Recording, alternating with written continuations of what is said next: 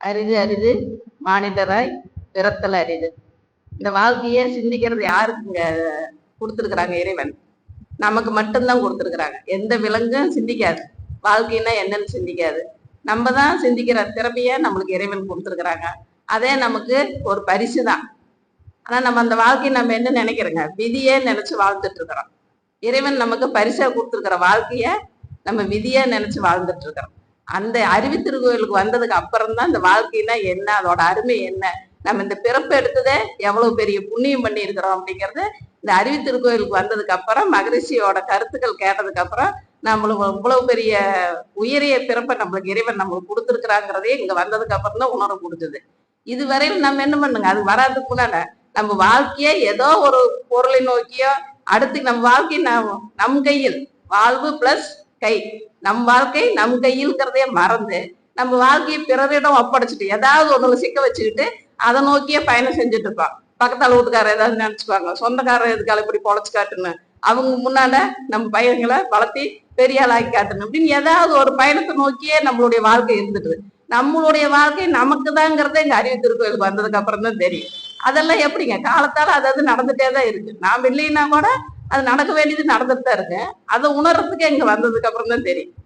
அது வரையில எல்லாரும் சாதாரண சக மனிதர்கள் எல்லாருமே அதை நினைப்பதான், நம்ம குடும்பம், நம்ம குடும்பத்தை நம்ம உயர்த்தி காட்டணும் அப்படிங்கிற எண்ணத்துலதான் இருந்தோம். நம்ம உயரணுங்கிற எண்ணமே நமக்கு இங்க வந்ததுக்கு அப்புறம் தான் தெரியுது.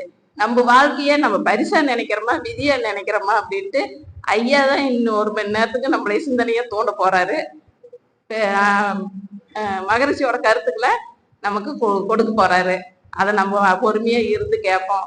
வாழ்க்கை என்பது ஒரு முறை வாழ்த்தட்டும் பல தலைமுறை அப்படிங்கிற மாதிரி நம்ம வாழ்க்கைய அது மனவளக்கலை அன்பர்கள் வாழ்ந்து காட்டணும். நாம ஒரு முறைதான் பிறந்திருக்கிறோம். ஆனா நம்மளோட பின்னாடி சந்ததிகள் எப்படி இருக்குனுங்க, நம்மள உதாரணமா எடுத்துட்டு பல தலைமுறைகள் வாழ்த்துற அளவுக்கு நம்ம வாழ்ந்து காட்டணும். அதனால ஐயாவை இன்னைக்கு பவானி அறிவு திருக்கோயில் சார்பாக வரவேற்று அவரை பற்றி ஒரு சின்ன அறிமுகம். ஐயா பெயர் சி பழனிவேலு, படிப்பு டிஇஇ, ஆன்மீக படிப்பு டிஒய்ஹெச்இ ADYHE MA, அனுபவம் பள்ளியில் 36 ஆண்டு காலம், தொழிற்கல்வி, ஆசிரியர் பணி, அரசு மேல்நிலைப்பள்ளி வேலுக்குறிச்சி, சேவை 55,000 மாணவ மாணவியர்களுக்கு திறனூக்க பயிற்சி கொடுத்துள்ளார். 20,000 மாணவிகளுக்கு பெண்ணின் சிறப்பு சொல்லி கொடுக்கப்பட்டுள்ளது. அறிவு திருக்கோயில் கிராமிய சேவை திட்டம் மற்றும் பொதுமக்களுக்கு தேவையான விழிப்புணர்வு வழங்குவதை நோக்கமாக கொண்டுள்ளார். ஐயா இன்று நம்மை சிந்திக்க வைக்கும் தலைப்பு வாழ்க்கை ஒரு பரிசு. வாழ்க வளமுடன். குருவே துணை, குருவே சரணம். வாழ்க வையகம், வாழ்க வையகம், வாழ்க வளமுடன். சிந்தனையை, உடல் நலத்தை சீரமைத்து உய்வித்த குருவே வாழ்க வளமுடன். இந்த இனிமையான மாலை பொழுதிலே அனைவரும் வந்திருக்கக்கூடிய அனைவருக்கும் எனது பணிவான வணக்கங்களையும் வாழ்க வளமுடன் என் அன்பான வாழ்த்துக்களையும் தெரிவித்து, இந்த நிகழ்ச்சிக்கு ஏற்பாடு செய்து கொடுத்த பவானி அறிவு திருக்கோயில் பொறுப்பாளர்கள் அனைவருக்கும், அறங்காவலர்கள் அனைவருக்கும் எனது மீண்டும் ஒரு முறை பணிவான வணக்கங்களும் வாழ்த்துக்களும். இன்று இந்த இனிமையான மாலை பொழுதிலே நல்லதொரு தவத்தினை ஆற்றி சிறப்பானது ஒரு வரவேற்புரை அளித்த அன்பர்கள் அனைவருக்கும் எனது மீண்டும் ஒரு முறை வாழ்த்துக்களை தெரிவித்துக் கொள்கிறேன். இந்த மாலை பொழுதிலே நாம் சிந்திக்க இருக்கக்கூடிய தலைப்பு வாழ்க்கை ஒரு பரிசு என்ற தலைப்பிலே அருள் தந்தை வேதாத்ரி மகரிஷி அவர்கள் அளித்துள்ள ஒரு சில சிந்தனைகளை பார்க்க இருக்கின்றோம். அருள் தந்தை வேதாத்ரி மகரிஷி அவர்கள் நம்முடைய உடலிலே, மனதிலே, உயிரிலே, அறிவிலே சூக்குமமாக கலந்து நம்மை எல்லாம் சிறப்பாக வாழ வைக்க வேண்டும் என்று வேண்டி இந்த உரையை ஆரம்பிக்க இருக்கின்றேன். வாழ்க வையகம், வாழ்க வையகம், வாழ்க வளமுடன். குருவே துணை, வாழ்க வளம்.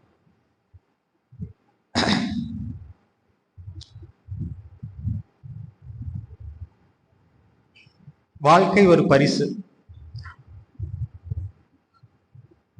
எல்லாம் கொஞ்சம் ரிலாக்ஸா இருக்கிற மாதிரி இருந்தா பரவாயில்லைங்க, டைட்டா இருக்கிற மாதிரி இருக்குது.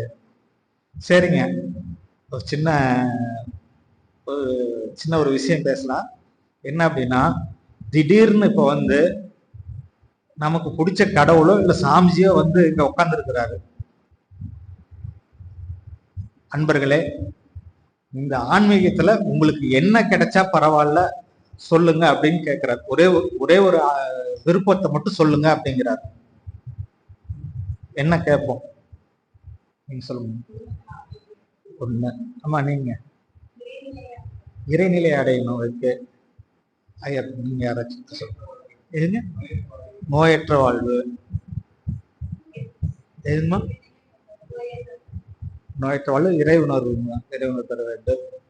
அப்புறம் வேற இதை தவிர்த்து வேற பதிலுங்க. எதுங்க? Very good. அம்மா நீங்க என்ன சொன்னீங்க? குடும்ப அமைதி. இங்க ஆரம்பிச்சு அங்க முடிக்கிறார்.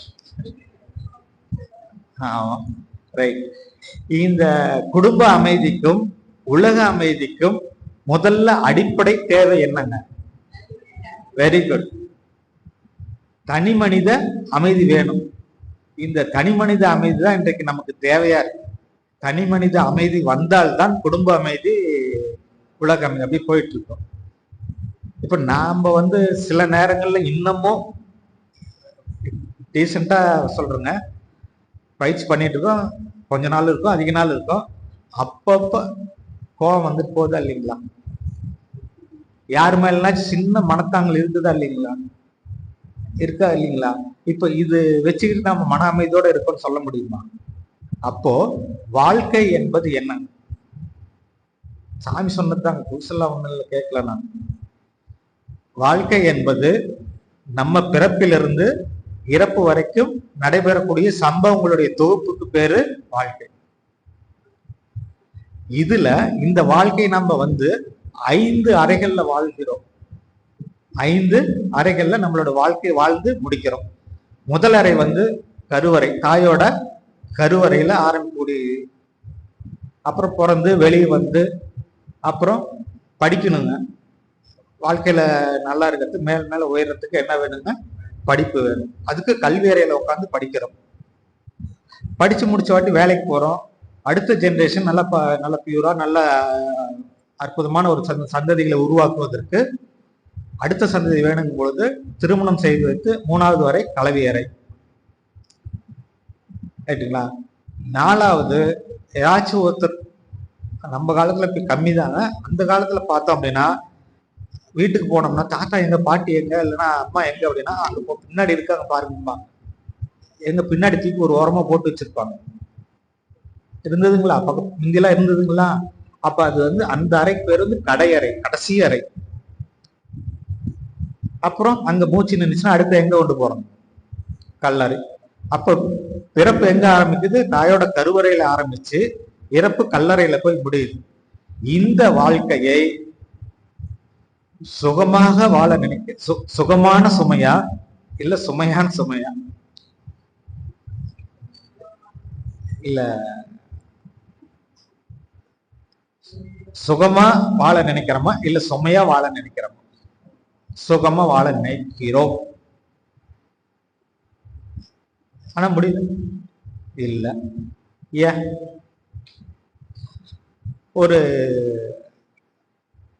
ஒரு மடத்துக்கு நம்மள மாதிரி இருக்க ஒரு சீடர் அவசரம் ஒட்டியாரு. அங்க சாமி ஒரு குரு பேசிட்டு இருக்கிறார். சாமி எனக்கு ஒரு டவுட்டு, கேளுப்பா அப்படிங்கிறாரு. அவர் என்ன கேட்கிறாருன்னா, இப்போ நாமெல்லாம் கொஞ்சம் பெருமையா சொல்லுவோம். என்னன்னா, உனக்கு என்ன வேணும் அப்படின்னு கேட்டோம்னா படைச்சவனுக்கு தெரியும் என்ன வேணும்னு. எனக்கு நாமெல்லாம் கேள்வி கேட்க மாட்டோம்னு சொல்லிடுவோம். அந்த மாதிரி அந்த தம்பி என்ன கேட்கிறாரு அப்படின்னா, சாமி இறைவனோட குணம் என்னங்க? அன்பும் கருணையும். ஆனா எனக்கு துன்பம் வருது. அதே மாதிரி நல்லவங்களுக்கும் சரி கெட்டவங்களுக்கும் சரி துன்பத்தை கொடுத்துதான் வந்து என்ன பண்றான்? துன்பத்தை கொடுத்துக்கிட்டே இருக்கிறான். அப்போ அந்த துன்பத்தை அடைந்துதான் இறைவனர்களை பெற வேண்டுமா? அவனோட கேள்வி அதுதான். எனக்கு வேணுங்கிறது இறைநிலை உணர்வுன்னு சொன்னான். ஆனா கஷ்டப்படாம இருக்கிறோமா? கஷ்டப்படுறோம். அப்ப ஏன் இறைவன் வந்து எனக்கு அந்த கஷ்டத்தை கொடுக்குறான் அப்படின்னு கேள்வி கேட்கிறான் சீடன். அவ்வளவுதானப்பா, சரி நாளைக்கு காலையில வா பேசிக்கலான்ட்டார். சரிட்டு அடுத்த நாள் காலையில அந்த சீடர் வர்றாரு. வரும் பொழுது இந்த மாதிரி 2 ஜாடி வச்சிருக்கிறாரு. தம்பி இங்க வா அப்படின்னு பையன் தம்பி வந்தோன்னா வா அப்படிங்கிறாரு. இந்த இருக்கக்கூடிய ஜாடி கவுத்துடு அப்படிங்கிறாரு. நிஜமாலும் சொல்றீங்களா சாமி இல்ல வேடிக்கை சொல்றீங்களா அப்படின்னு அவருக்கு ஒரு சின்ன டவுட்டு. தம்பி உன்னை கவித்தோட தான் சொன்னேன், நல்லா செய்ய அப்படின்னாரு. அந்த பையன் அந்த ஜாடி கவிழ்த்துட்டான். பார்க்கறதுக்கு 2 ஜாடி ஒரே மாதிரி இருக்கு, ஒரே அச்சு தான், ஒரே அச்சு ஒரே மாதிரி இருக்கு. ஃபர்ஸ்ட் ஜாடி தள்ளி விடும் அப்படின்னாரு. கவுத்து விட்டான். நல்லா அழகான பியூரான தேன். Right, okay. அந்த 2வது ஜாடி அப்படியே தள்ளு அப்படின்னாரு. 2வது ஜாடி தள்ளி விட்டோம். 2வது ஜாடியில சாக்கடை தண்ணி. ரைட்டுங்களா? இது என்னப்பா புரியுது அப்படின்னு கேட்டாரு. இந்த ஜாடி 2 ஒரே மாதிரி தாங்க இருக்குது, ஆனா இதுல தேன் வந்திருக்கு, அதுல சாக்கடை தண்ணி வந்திருக்குது அப்படிங்கும் பொழுது, அப்போ இப்ப நான் முதல்ல கேட்ட மாதிரிங்க, இந்த ஆக்கிறதுக்கு நீ இப்போ அது கேட்கிறாரு. அடுத்தது உனக்கு எந்த ஜாடி இருந்தா பரவாயில்லன்னு கேட்கிறாரு. நாம என்ன கேட்போம்னா தேனு தான் கேட்போம், எல்லாரும் அதான் கேட்போம்.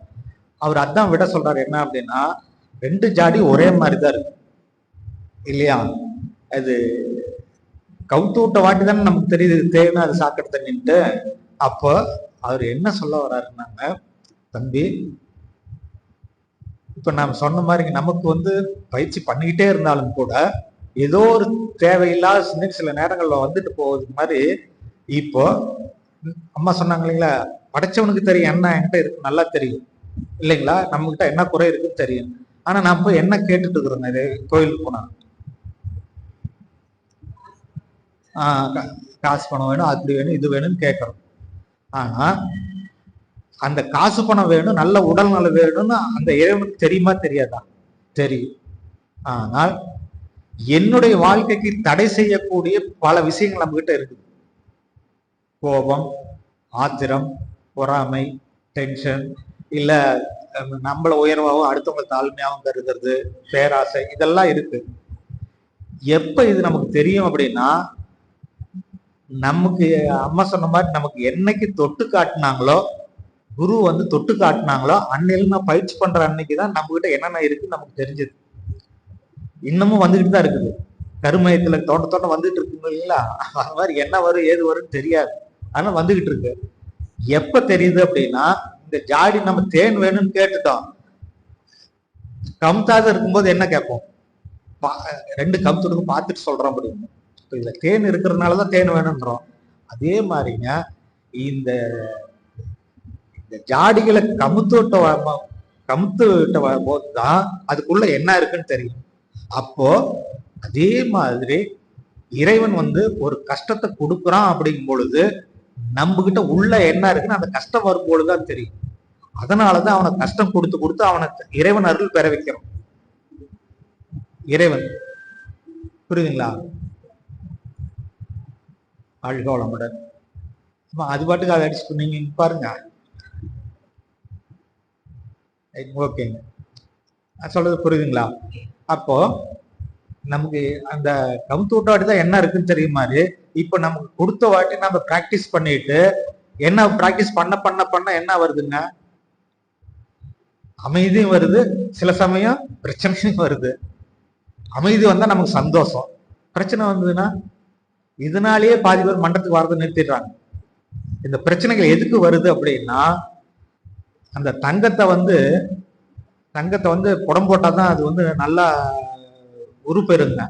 அது புடம் போடுற மாதிரி இறைவன் என்ன பண்றான்னா, இறைவனுக்கு மட்டும் நம்மளை பிடிச்சு போச்சு அப்படின்னா தீர்ந்தோம். நம்ம ஏன் தீர்ந்தோம்னா, புரட்டி போடுவார், என்னென்ன முடியுமோ கொடுத்து அடி, இந்த அம்மா தாங்குதா இல்லையா, இவர் தாங்குறாரா இல்லையான்னு பார்க்கும்.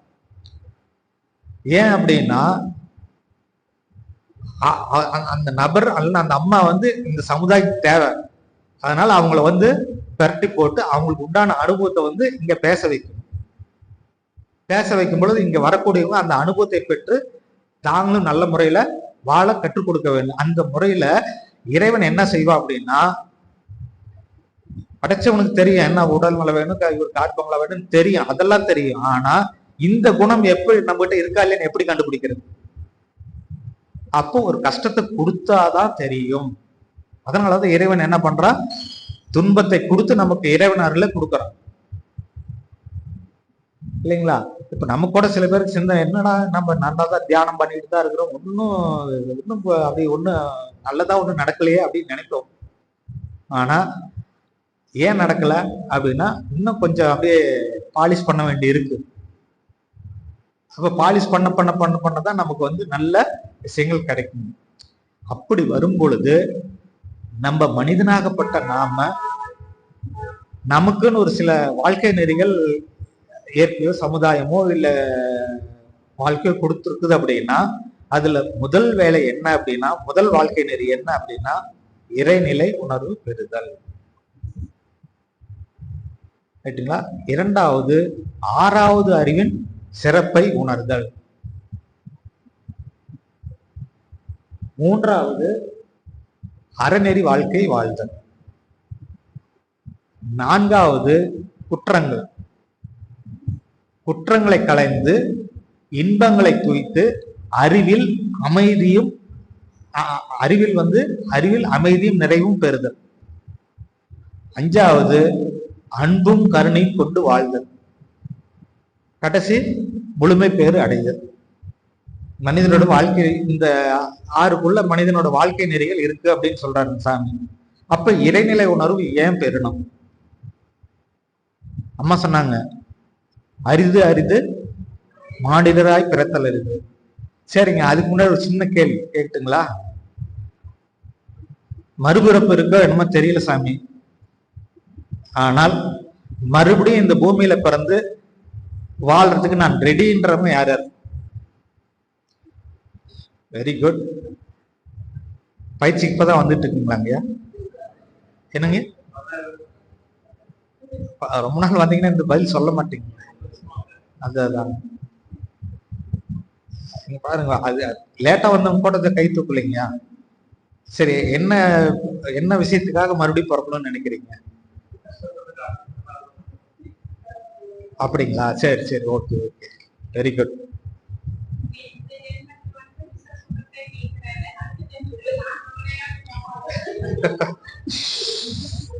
அதாவதுங்க, நாம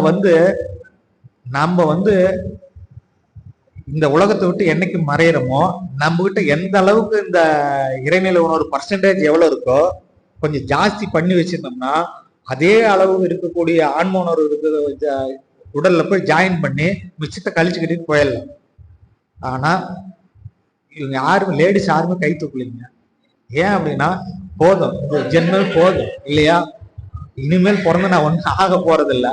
அப்போ இந்த மனித பிறப்பை இந்த முடிஞ்ச வரைக்கும் இந்த கிடைச்ச வாழ்க்கையில நம்ம இதை வாழ்ந்து முடிச்சிடணும்.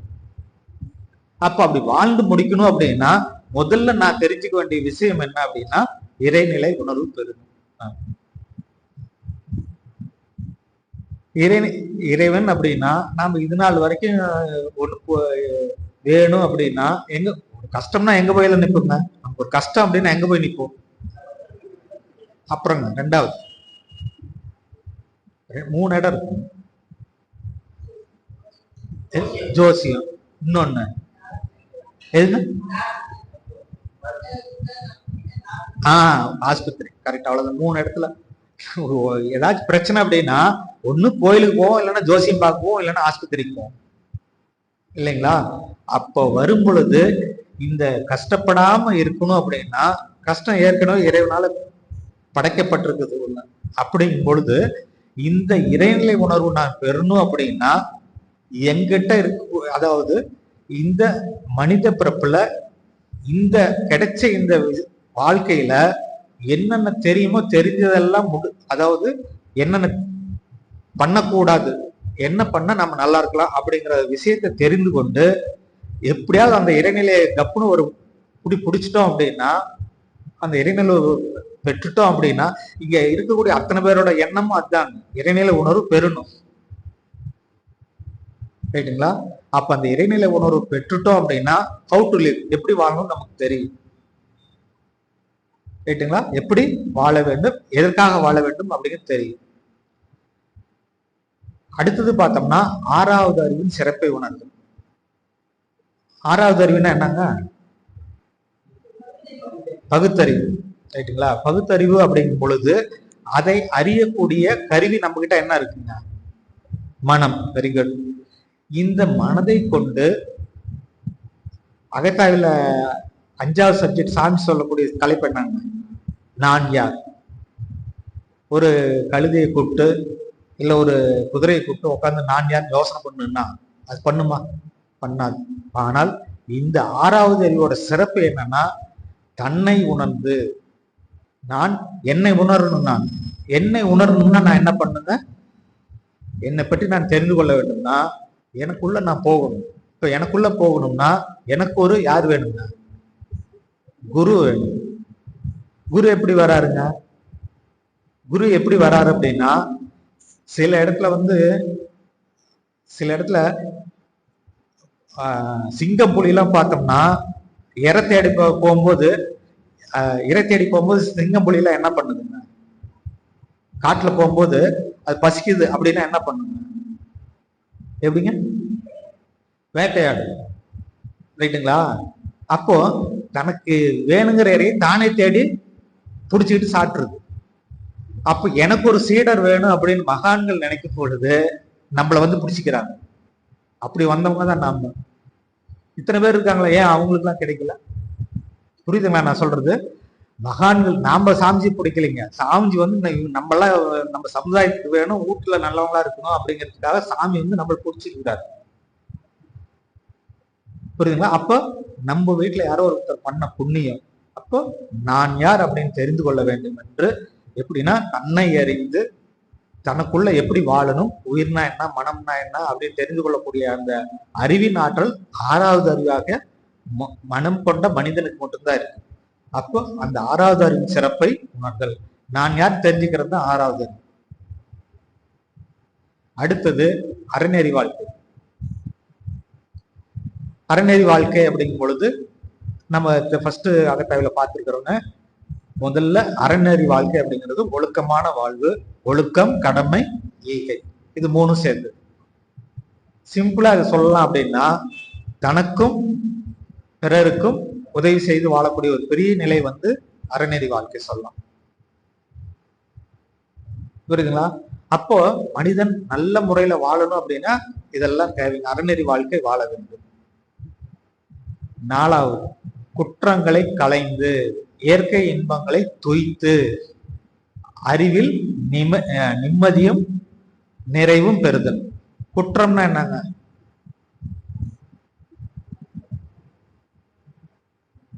என்னங்கம்மா? இருங்க, இல்ல எப்படிங்க? Right, okay. 5 பழிச்செயல்கள் வந்து குற்றம். சரிங்க. இந்த 10வது படிக்கிற பசங்க பிள்ளைங்க, 12வது படிக்கக்கூடிய பசங்க பிள்ளைங்க வீட்டுல போய் பார்த்தோம்னா, அது நம்ம சொந்தக்காரங்களா போனோம்னா ஏன்டா போனோம்னு ஆயிடும். அந்த 10வது படிக்கிற பொண்ணையோ பையனோ இருந்தானா அந்த அம்மா அப்பா பாப்பீங்க. நம்மளும் இருந்திருக்கிறோம். ஏய் படிடா, இப்படி படிடா, உட்காந்து படுற, என்ன வேண்டா செஞ்சு தரண்டா அப்படின்னா, அப்ப சாமி சொல்றாருங்க குற்றம் என்றால் என்ன அப்படின்னாங்க,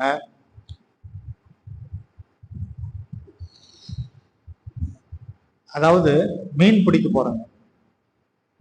ஒரு கருத்துக்காக சொல்றேங்க. மீன் பிடிக்க போறோம்.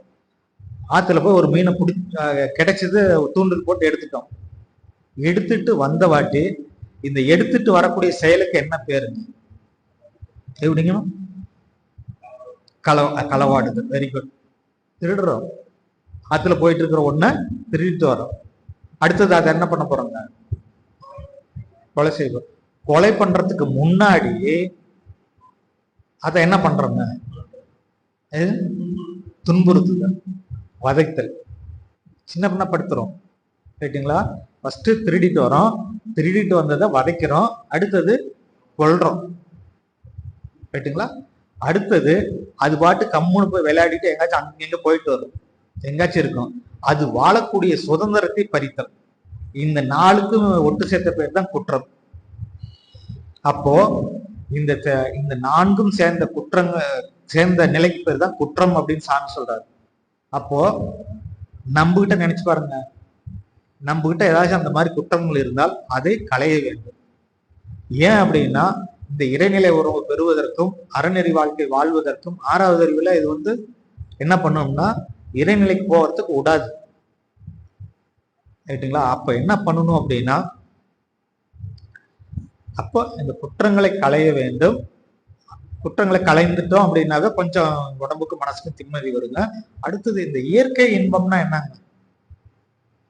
யார் யாருக்கெல்லாம் ரொம்ப பொறுமையா இருப்பீங்க, யார் யாருக்கெல்லாம் நல்லா தவம் வரும், யார் யாரெல்லாம் நல்லா கனிவா, யார்கிட்ட வேணாலும் நல்லா கனிவா மகிழ்ச்சியா சந்தோஷமா நிறைவா யார் யாருக்கெல்லாம் பேசுறோம்.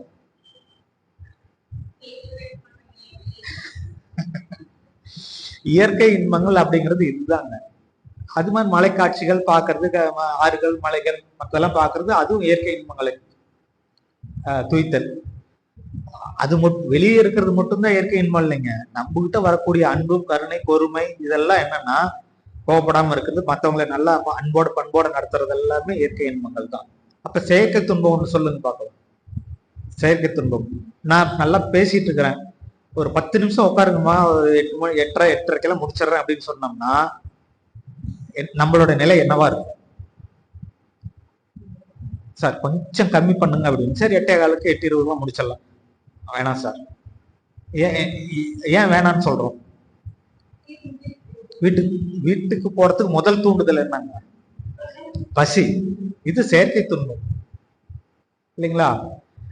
மிட் நைட்ல எந்திரிக்கிறோம், பாத்ரூம் போறோம், செயற்கை துன்பம்.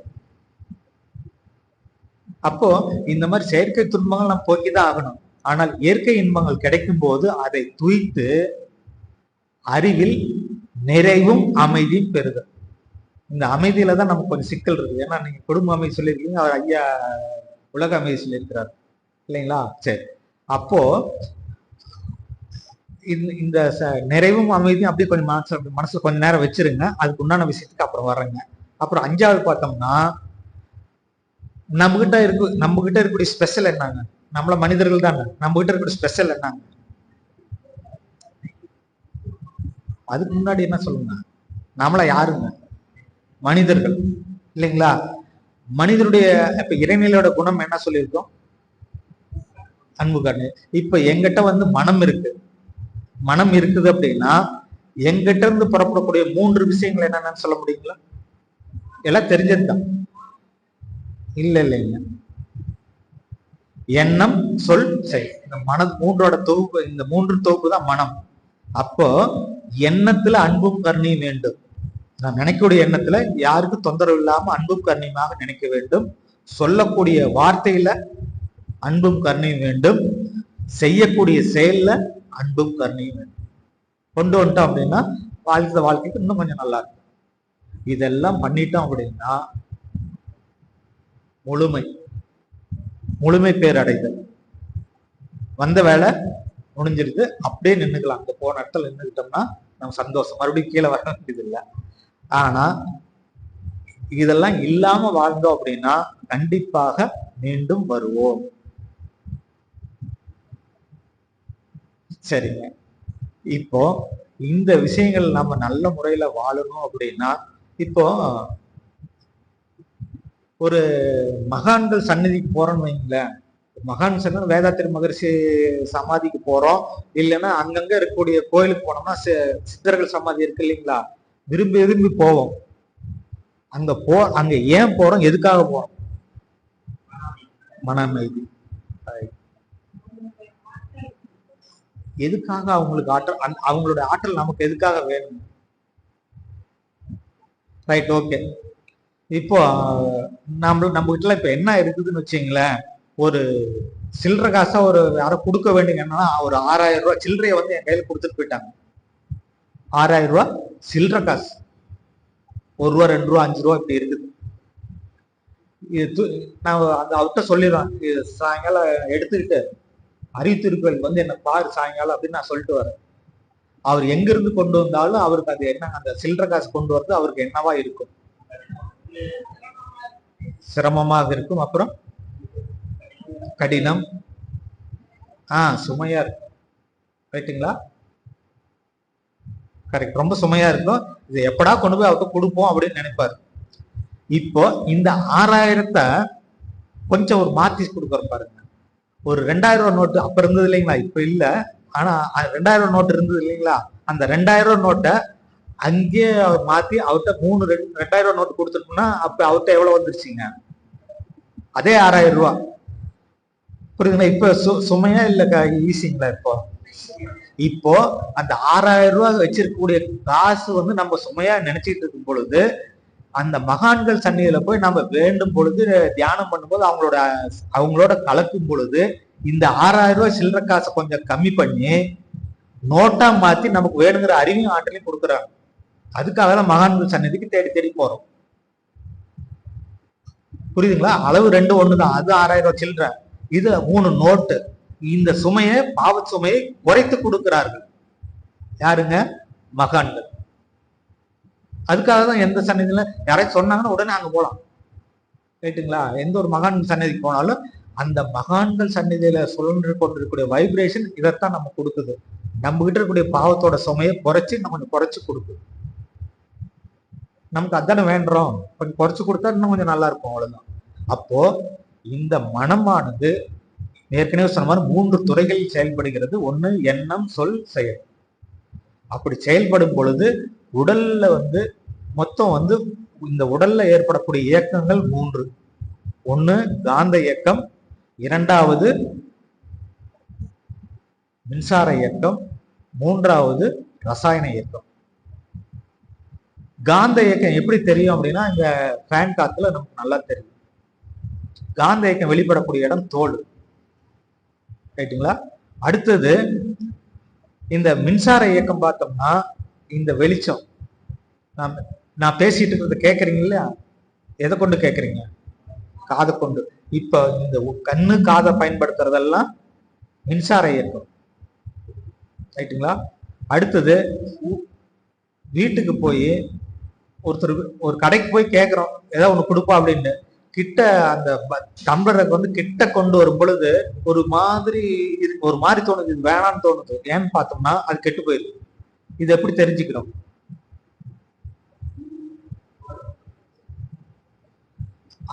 அந்த வாசம் இழுத்த மூக்குல இழுத்த வாட்டி உடல் நலத்துல மாற்றம் இருக்கா இல்லையா? கொஞ்சம் மாறும் அப்படி. அதே மாதிரி சின்ன வயசுல இருந்து நம்மள என்ன பண்ணிருப்பாங்க அப்படின்னா, ஏய் ஒழுங்கா சாப்பிடுன்னா பூச்சாண்டிட்டு கொடுத்துருவேன், இல்லைன்னா ஒழுங்கா போதத்தை பிடிச்சி காட்டுருவேன். இப்படியே தான் நம்ம இப்ப இருக்கிற பிள்ளைங்கலாம் சொல்ல முடியாது, நம்மள அப்படி வளர்த்துருக்குறாங்க. ஏய் சாமி கண்ணை குத்திட்டு இருந்தா ஒழுங்கா சாப்பிட்றா, அப்படி இப்படிலாம் சொல்லி வளர்த்துருக்குறாங்க. அப்போ ஸ்கூல்ல படிக்கும்போது நமக்கு தெரியும், யாராச்சும் ஒரு கண்டிப்பான டீச்சர் வராங்கன்னா அது கொஞ்சம் அப்படியே உடம்பு நடுங்குற மாதிரி இருக்கும். அந்த மாதிரி பயம் வந்துருச்சுன்னா சில பேருக்கு மூக்குல ரத்தம் வரும், இல்லைன்னா உடம்புலாம் நடுங்கும். புரியுதுங்களா? அப்ப இந்த ரசாயன உடம்புல நடக்கக்கூடிய இந்த ரசாயன இயக்கம் எதனால மாறுது அப்படின்னா, ரசாயன இயக்கம் நாக்குனாலையும் மூக்குனாலையும் தான் ஏற்படுது. நம்ம உடல் நலத்துல பெரும்பாலும் இந்த ரசாயன இயக்கத்தை மாற்றுவதில் முக்கிய பங்கு வகிப்பது இந்த மூக்கும் வாயும் தான். கண் எத்தனை இருக்கு நமக்கு? 2. மூக்கு நாசில் 2, காது 2, கை 2, காலு 2, வாய் நாக்கு. எல்லாத்தையும் கரெக்டா கொடுத்த இறைவன் இந்த வாயை நாக்க மட்டும் ஏன் 1 கொடுத்தான்? இதுல வந்து இறைவனோட இது என்ன அப்படின்னா, இது 2மே தனித்தனியா கொடுத்தா என்ன, நம்ம பாதி வாழ்க்கை கூட வாழ முடியாது. இது 2 நாக்கு கொடுத்தோம்னா, 1 தின்னே கெட்டு போகும், இன்னொன்னு பேசியே கெட்டு போகும். அதனால அவ்வளோ அபரிதமான ஆற்றல் இருக்குன்னு சொல்லிட்டு ஒரு நாக்கை உள்ள வச்சு தைச்சிட்டு ஒரு நாக்கோட போய் புத்தியா பொழைச்சிக்கோன்னு சொல்லி இறைவன் அனுப்பிச்சுட்டு இருக்கான் நம்மள. ரைட்டுங்களா? அப்போ இந்த ரசாயன இயக்கம் மாறுவதற்கு முக்கியமா காரணம் எதுனா நாக்கு ஒரு காரணம். ஏன்னா சாப்பிடும்போது நமக்கு தெரியும், இந்த மாதிரி உணர்ச்சி வசப்படும் போதெல்லாம் தெரியும். யாருக்காச்சும் ஒருத்தர் பிடிக்காதவங்க வராங்கன்னாவே ஒரு மனசு அப்படியே மாறும். பிடிக்காதவங்க வராங்கன்னா அப்படியே உடம்பு அப்படியே கொஞ்சம் ஒரு மாதிரியா இருக்கும், எப்படா வந்துட்டு போவாங்க அப்படின்னு, இல்லைங்களா?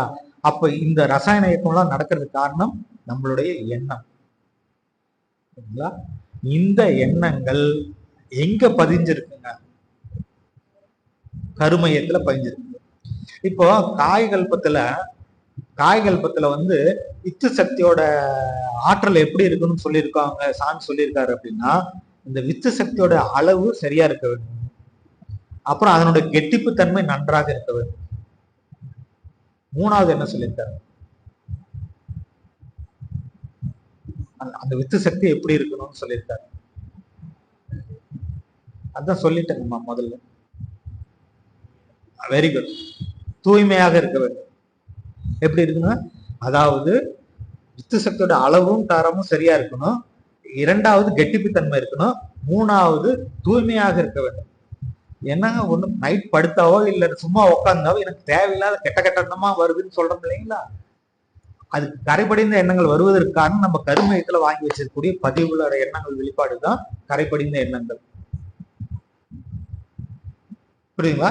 இந்த மாதிரி எண்ணங்கள் வரும் பொழுது நம்மளுடைய உடலுடைய இயக்கம்லாம் கொஞ்சம் மாறுதுங்களா?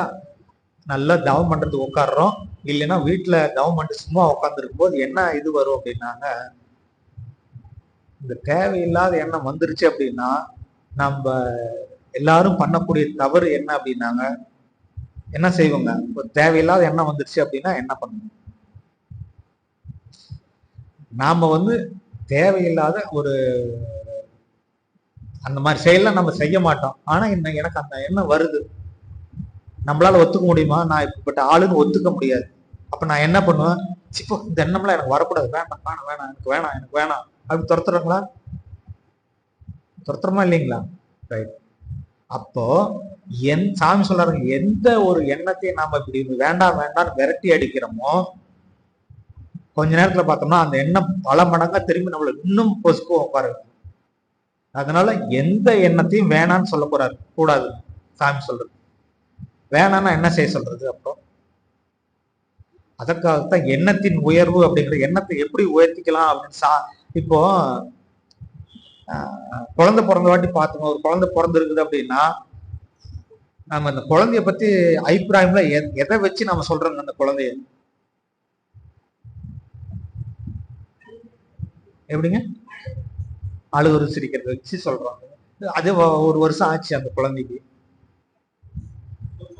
சுறுசுறுப்பா இருக்கு இல்லைங்க? அதாவது அதாவது எப்படி இருக்குன்னு பார்க்கும் பொழுது ஏன் அடிக்கடி இந்த குழந்தைக்கு உடம்பு சரியில்லாம போகுது? அதே குழந்தை ஒரு 7-8 வயசு ஆனோடனே பாத்ரூம் போனா கூட அம்மாவுக்கு ஏன்டா இப்படி பயந்தாமொழியா இருக்கிறா, ஏமா இப்படி இருக்கிற அப்படின்னு சொல்லிட்டு இந்த மாதிரி இதெல்லாம் வரும் பொழுது அதைத்தான் சாமி சொல்றாங்க. 7 சம்பத்துக்குள்ள ஏற்படக்கூடிய குறைபாடுகள்: உருவமைப்பு, உடல் வலிவு, கீர்த்தி, வலிவு, சுகம், செல்வம். இந்த 7ல எது குறைபாடு ஆனாலுமே அந்த மாதிரி குழந்தை நமக்கு பிடிக்காதுன்னு வச்சுங்களேன். அந்த மாதிரி குழந்தை நமக்கு வரக்கூடாதுன்னு நம்ம நினைக்கிறோம். இதுலதான் குறைபாடு ஏற்படும். இதை அடிப்படையா வச்சுதான் 16 வகையான காரணங்கள் ஏற்படுது. அப்போ இந்த எண்ணம் நமக்கு தேவையில்லாத எண்ணம் வரும் பொழுது எண்ணத்தோட உயர்வை காட்டிக் கொள்வதற்காக நம்ம ஃபர்ஸ்ட் என்ன பண்றோம் அப்படின்னாங்க, உருவமைப்பு. இப்போ வேற இதுல சொல்றேங்க. இப்போ ஒரு குழந்தை பயந்துக்குது அப்படின்னா, ஒரு குழந்தை பயந்துக்குதுன்னா, இந்த குழந்தை பயந்தாங்கொழியா தான் இருப்பான் அப்படின்னு ஜாதகத்துல சொல்லிட்டாங்கன்னா நம்ம உடனே அந்த குழந்தைய ஒரு கோயிலுக்கு கூட்டிட்டு போவோம். எந்த கோயிலுக்கு? எதுங்க? எந்தம் கட்டுவோம். அப்புறம் பார்த்தோம்னா அனுமர் கோயிலுக்கு கூட்டிட்டு போவோம். ஏன்னா அவரு வீரன். அந்த வீரம்ங்கிற எண்ணம் அவர்கிட்ட பயிற்சி வச்சிருக்காங்க. அந்த போய் அந்த நம்மளோட மனதை அந்த குழந்தை வந்து மனதோட பார்த்துக்க சாமி, நான் நல்லா வச்சிரு அப்படின்னு கேட்கும் பொழுது அது மேல பதிக்க என்னன்னு சொல்லி அதை பயிற்சிருக்காங்க அனுமனை. வீரன் சொல்லும் பொழுது இந்த பயந்த குணம் குறைவதற்காக ஏற்பாடு பண்ணது, எண்ணத்தின் உயர்வுல ஏற்பாடு பண்ண இதுதான் வந்து அனுமன். அப்புறம் பார்த்தோம்னா பிரச்சனை வருது. நீ மட்டும் ஏன் சின்னங்களா இப்படி இருக்கிற, குட்டையா இருக்கிற, நெட்டையா இருக்கிற, உருவமைப்புல பிரச்சனை வருதுங்களா? அப்போ உருவமைப்பு நம்ம பார்த்தா நல்லா இருக்கணும், ஸ்ட்ரக்சர் நல்லா இருக்கணும்னா அதுக்கு படைச்ச கடவுள் யாருன்னா முருகன். ரைட்டுங்களா? அடுத்தது பார்த்தோம் அப்படின்னா குணம். யார் மாதிரி குணம் இருந்தா பரவாயில்லன்னு இதிகாசத்துல சொல்லியிருக்காங்க அப்படின்னா ராமன். அப்பாவுக்கு, மனைவிக்கு, தம்பிகளுக்கு எல்லாத்துக்குமே நல்ல குணம் கொண்ட ஒரு மாமனிதன் யாரு அப்படின்னா ராமன். அப்ப ராமனை போய் கும்பிடும் பொழுதெல்லாம் எனக்கு என்ன வருங்க, என்ன சொல்லி நல்ல குணத்துக்காக பயிற்சிருக்காங்க. போகும்போது அங்க சொல்லும்போது சொல்லி அனுப்புவாங்க, நல்ல குணம் வேணும் அங்க போனா. அதனால அவங்க என்ன கேட்பாங்க, நல்ல குணத்தை கொடுன்னு அங்க கேட்க கேட்க அது ரிஃப்ளெக்ட் ஆகும். அறிவின் உயர்வு, அறிவு உயர்வு கேட்கும் பொழுது இந்த மகாபாரத போரே சிறப்பா 2 பக்கம் இருந்து கையாண்டு முடித்த ஒரே ஆள் யாருன்னா ஸ்ரீகிருஷ்ணர் இல்லைங்களா? அந்த கிருஷ்ணருடைய அறிவு நமக்கு தேவைப்படும். அறிவின் உயர்வு, கிருஷ்ணர் கும்பிட்டோம்னா அறிவின் உயர்வு கிடைக்கும். அடுத்தது பார்த்தோம்னா கீர்த்தி, படிப்பு. யாரு கும்பிடுறோம்? சரஸ்வதி. கேட்டீங்களா? காசு வேணும், லட்சுமி அல்லது குபேரர், திருப்பதி வெங்கடாஜலபதி, இவங்களெல்லாம் கும்பிடுறோம். ரைட்டுங்களா? அடுத்தது பார்த்தோம் அப்படின்னா சுகம், நல்ல ஆரோக்கியமா இருக்கணும் அப்படின்னா அந்த தன்வந்திரிக்காக கோயிலுக்கு போய் கும்பிட்டோம்னா உடல் ஆரோக்கியமா இருக்கும். இது எதுக்காக சொன்னாங்க அப்படின்னா, இந்த தேவையில்லாத எண்ணங்கள், தீய எண்ணங்கள் வர்றதுக்கு முன்னாடியே எண்ணத்துல உயர்வு கொண்டு வருவதற்காக தான் இந்த உருவத்தெல்லாம் படைச்சு நம்மளுடைய எண்ணங்கள் தேவையில்லாத போகிறதுக்கு இல்லாம நல்ல உயர்வா கொண்டு போறதுக்கு படிக்கட்டுகளாக அமைச்சாங்க. ரைட்டுங்களா? அப்படி வரும் பொழுது இந்த மனதுல பார்த்தோம் அப்படின்னா, இப்ப இதுல பார்த்தோம் அப்படின்னாங்க,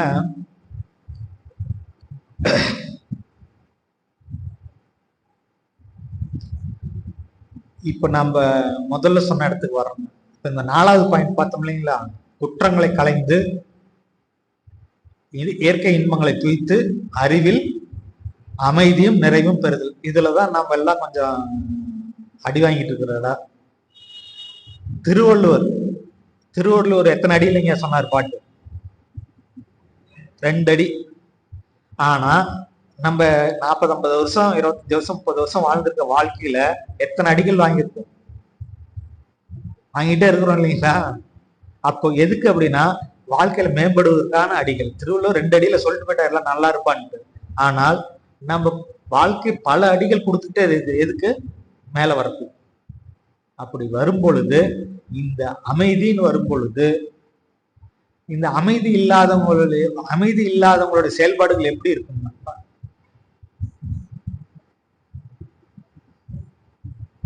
சொல்லுங்கம்மா. அட போப்பா, இதனால அமைதியாக இருக்க முடியல அப்படின்னா என்ன தோணுங்க? ஃபர்ஸ்ட் நான் எப்படி இருப்பேன்னா, நான் செய்யக்கூடிய செயல்கள் சரியா இருக்காது. தெளிவா எந்த செயலையும் நான் செய்ய மாட்டேன். நான் எடுக்கக்கூடிய முடிவு தவறா இருக்கும் இல்லைங்களா? அப்ப எனக்கு அறிவு நல்ல முறையா வேலை செய்யுமா? செய்யாது. நான் எடுக்கக்கூடிய முடிவுகள் தவறா இருக்கும். உடல் நலம் எப்படி இருக்கும்? உடல் நலம் கம்மியா தான் இருக்கும். அதுவும் இன்னும் சில பேர் இந்த தாறுமாறா ஓடிட்டு கூடிய எண்ணத்தை இருக்கவங்க பார்த்தோம்னா உடம்பு அங்கங்க வலிக்குங்க. என்னமோ பண்ணுது அப்படிமோ, என்ன பண்ணுதுன்னா புரியல, ஆனா உடம்பு சரியில்லை. சொல்றோங்களா? அப்ப மனசு அமைதி இல்லாத பொழுது முகம் எப்படி இருக்குங்க? இருள் அடைஞ்சு அப்படியே கஷ்டமா இருக்கிற மாதிரி இருக்கும். அப்ப மனம் அமைதி இல்லாத பொழுது இவ்வளோ அப்புறம் இன்னொன்னு, அமைதி இல்லாத போது இப்ப நல்ல கேள்வி ஒண்ணு கேட்பான், பதில் சொல்லுங்க அப்படின்னா, அவரு அமைதியிலே இல்லைங்க போது அவர் என்ன பண்ணுவாரு? அவருக்கு என்ன வருங்க? கோபம், எரிச்சல், ஆத்திரம் தான் வரும் இல்லைங்களா? இப்படி எதுக்கு எடுத்தாலும் கோச்சுக்கிட்டு சங்கடப்பட்டுக்கிட்டு இருந்தா நட்பு தொடருமா? தொடராது. உறவு தொடருமானா தொடராது. இதெல்லாம் என்ன இதுல வருது அப்படின்னா, நம்மளுடைய மனம் அமைதி இல்லை என்றால் இவ்வளவு சங்கடங்கள் வருது. தெளிவா இருக்காது. குடும்பத்துல பல குடும்பங்கள் இதனால கெட்டு போயிருக்கு. பல குடும்பங்கள் கெட்டு போறதுக்கு வாய்ப்பும் இருக்கிறது, மன அமைதி இல்லைன்னா. இன்னைக்கு இருக்கக்கூடிய ஜெனரேஷன் பார்த்தோம்னா டக்குன்னு முடிவு எடுக்கிறாங்க. எல்லாம் எது வேணாலும் கேட்டோன்னு கிடைக்குது. அமேசான், பிளிப்கார்ட் எது வேணாலும் கிடைக்குது. ஆனா அந்த வெற்றி மட்டும் அவங்க நினைக்கிற மாதிரி கிடைக்கலன்னா உடனே அடுத்த கட்டத்துக்கு போயிடுறாங்க.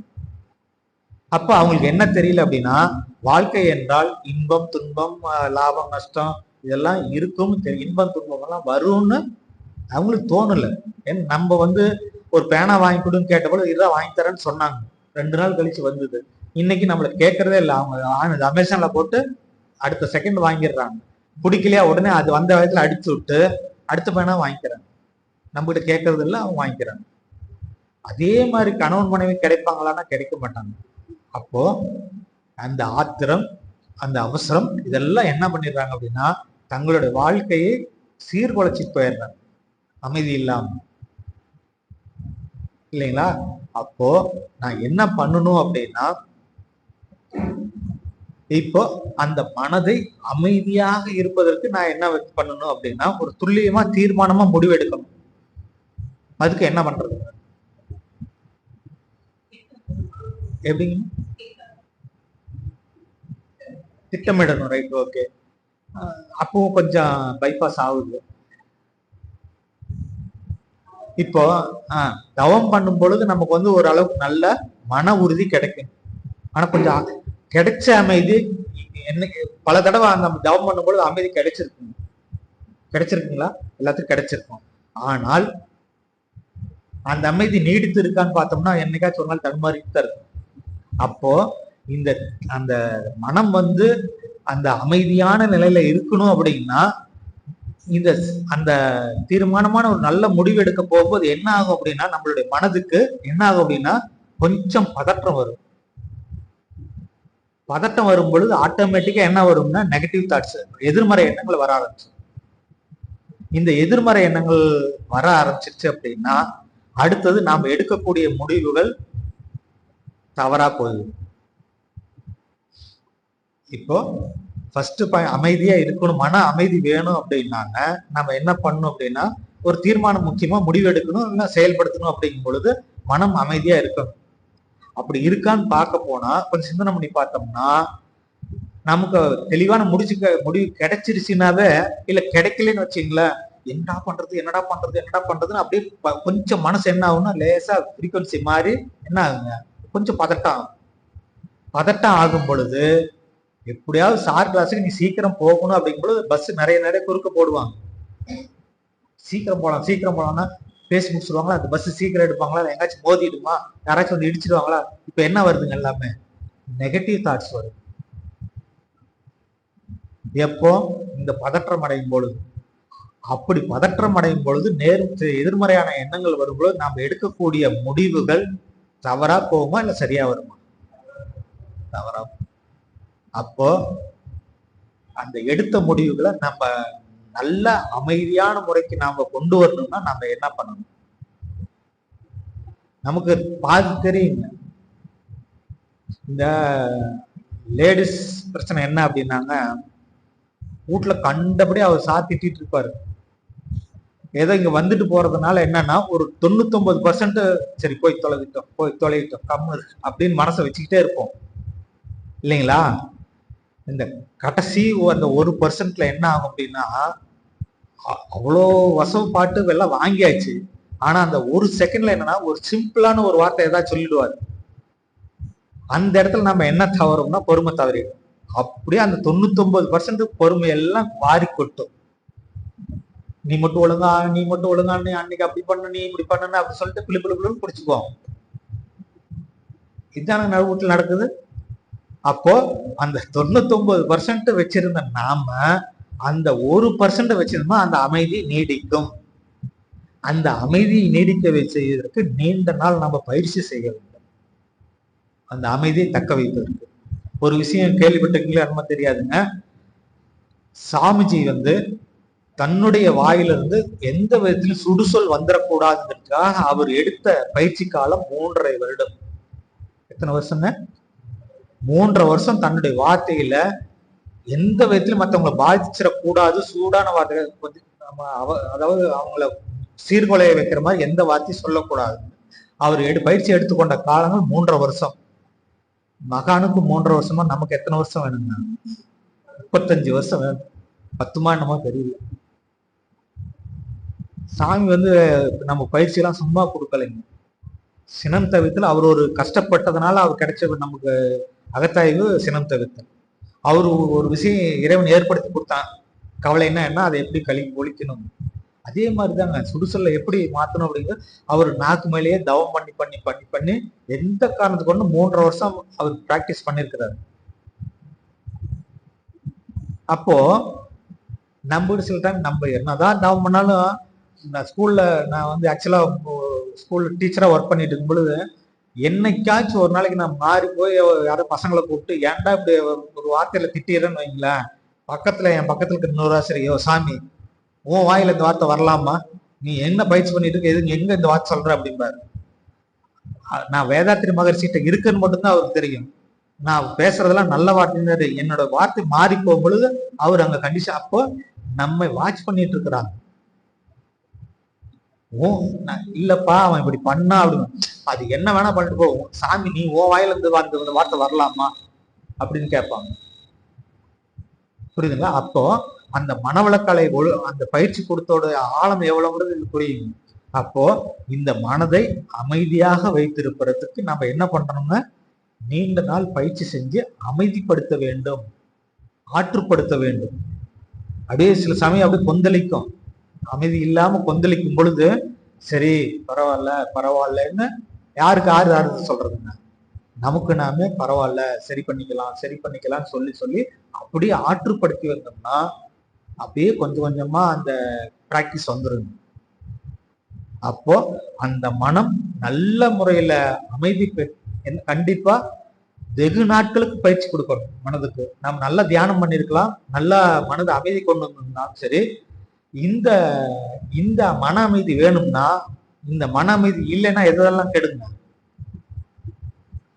நம்ம கிட்ட மன அமைதி இல்லைன்னா என்னென்ன கெடுங்க. ஃபர்ஸ்ட் நான் கெட்டு போவேன், அப்புறம் குடும்பம் கெட்டு போகும், அப்புறம் அந்த தெருவில் இருக்கக்கூடிய அமைதி போகும். நான் வெளியில இருந்து சத்தம் போடுறேன்னு வச்சுங்களேன், அங்க அமைதி கெடும். அந்த ஊருக்கு போன நம்ம ஒருத்தனை வச்சு அந்த வெளியூர்காரன் பேசுவான், அந்த ஊர் மோசமான ஊராட்டு இருக்குது அப்படின்னா, அப்ப எங்க வெறியும் உலகத்துக்கு வெறியும். அப்ப ஒரு தனி மனிதனோட அமைதி கெடும் பொழுது அவனுடைய அமைதி கெடுது, அவனோட அமைதி கெடுவது இல்லாமல் அவனுடைய குடும்பத்தோட அமைதி கெடுது, அவனுடைய அந்த ஊரோட அமைதி, சமுதாயத்தோட அமைதி, உலக அமைதி வரைக்கும் அவனுக்கு கெட்டு போகுது. அப்போ எனக்கு அந்த மன அமைதி வேணும் அப்படின்னா குற்றங்களை களைந்து இயற்கை இன்பங்களை தூய்க்கும் பொழுது எப்படியாவது அந்த நப்பாசை வரும். இப்போ ஒரு விஷயம் சொல்றேன் கேளுங்க.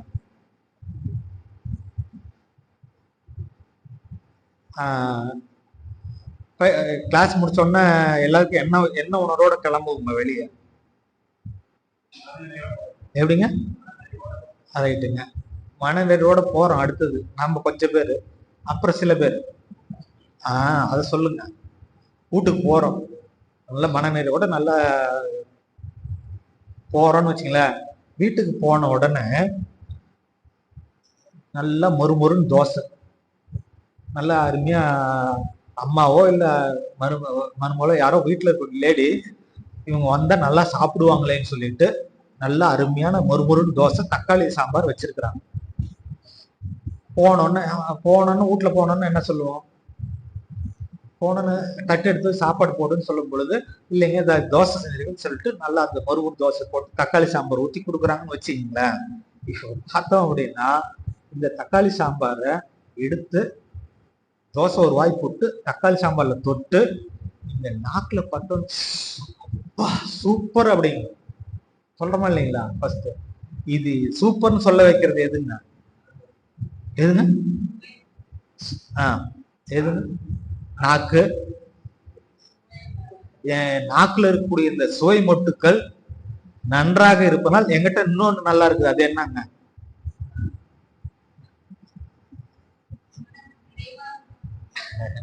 இல்ல, மனம் உருவாகிறதுக்கு எது காரணமா இருக்கு?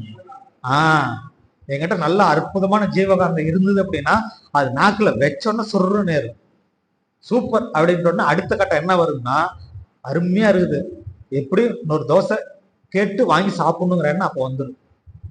கேட்டுங்களா? ஓகே, 1வது தோசை 2வது தோசை சாப்பிட்டாச்சு, வேணுங்கிறத சாப்பிட்டாச்சு. அந்த பொண்ணு வந்து கேக்குது, என்ன கேக்குது? அம்மா இன்னொரு தோசை போட்டுக்குமா, நீங்க கஷ்டப்பட்டு போயிட்டு வந்துருக்கீங்க, சாப்பிடுங்க அப்படின்னோடனே எனக்கு வேணாமா, என்ன நீ சொல்றியே, நம்ம ஏன்னா அந்த ஃபர்ஸ்ட் தோசை வச்சோம்ல, கிடைச்சா வேணும்னு சொல்லிட்டோம்ல, மனசுக்கு போட்டோம்ல, அது என்ன பண்ணுது அப்படின்னா, அந்த பொண்ணு சொல்லுது உன் மனசு கஷ்டப்படாலும் சாப்பிட்றேன்னு சொல்லிடும். சரி, அந்த ஒரு சின்ன தோசை தான் சாப்பிட்டு சாப்பிட்டு ரெகுலரா படுக்க போறேன்னு வச்சுங்க, அன்னைக்கு நைட் தூக்கம் மிக நன்றாக இருந்ததுன்னு சொல்றவங்க கை தூக்கணும் பார்க்க. அம்மா நல்லா இருக்குன்னு சொல்லிட்டு வச்சுட்டாங்க, நாமளும் நல்லா இருக்குன்னு சாப்பிட்டோம். இப்ப தூக்கம் எப்படி இருக்கும்? 10 மணிக்கு படுத்துடுறோம், 11 மணிக்கு தூக்கம் வராது. 11 மணிக்கு மேல என்ன பண்ணோம்னா, யாரு தோசை போட்டாங்களோ அவங்க திட்டிட்டு இருப்போம். திட்டமா இல்லைங்களா? ஆனால் இந்த இந்த தூக்கம் வராதுக்கு யாரு காரணம்? முழுமையான காரணம் நிறுத்திருக்கணும். இப்போ என்னுடைய செயற்கை துன்பத்தை போக்குவதற்கு எது காரணமா இருந்தது? தோசை. என்னோட பசியை போக்குவதற்கு காரணமா அமைந்த பசியை போக்குவது எதுங்க?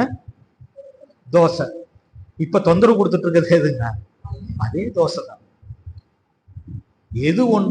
எது ஒன்று வந்து நமக்கு இன்பமாக கொடுக்குதோ அதுவே அளவு முறை மீறும் பொழுதும் அதுவே துன்பத்தை கொடுக்குது. 12 மணி 1 மணி ஆகுங்காட்டி அது ஜீரணம் ஆனாதான் தூக்கம் வரும். அதுக்குள்ள நமக்கு வந்து இப்ப நான் சொன்ன மாதிரி தேவையில்லாத எதிர்மறை எண்ணங்கள் நிறைய போட்டுட்டு வரும். இந்த ஒரு தோசை எக்ஸ்ட்ரா பண்ற வேலை. இப்போ இன்பம்ங்கிறது தோசையில இருக்கா, நம்ம கிட்ட இருக்கா? நம்ம கிட்டதான் இருக்கு. புரியுதுங்களா? அப்போ எதை செய்தாலும் அதான் சொன்ன முதல்ல, எண்ணம் செயல்ல அன்பும் கண்ணியமா. அப்பா சாமி 2 தோசை நல்லா திருப்தியா சாப்பிட்டுக்கிறோம், போதும். அதனாலதான் அன்னைக்கு சொல்லிட்டு போதும் என்கிற மனமே பொன் செய்யும் மருந்து அப்படின்னு சொல்லியிருக்கும் பொழுது பல விஷயங்கள் அதுதான் சொல்லியிருக்காங்க. நம்ம உடம்புல நம்ம அன்பும் கண்ணியமா வைக்கணும். அப்படி வைக்கும் பொழுது இப்போ அப்படி செய்யக்கூடிய அந்த மனதிற்கு நம்ம நீண்ட நாள் பயிற்சி கொடுத்து அமைதிப்படுத்தி வைக்கிறோம் அப்படின்னா நம்ம செய்யக்கூடிய செயல்கள் எல்லாமே தெளிவாக இருக்கும். தெளிவாக செயல் இருக்கும் பொழுது முடிவு எப்படி இருக்கு?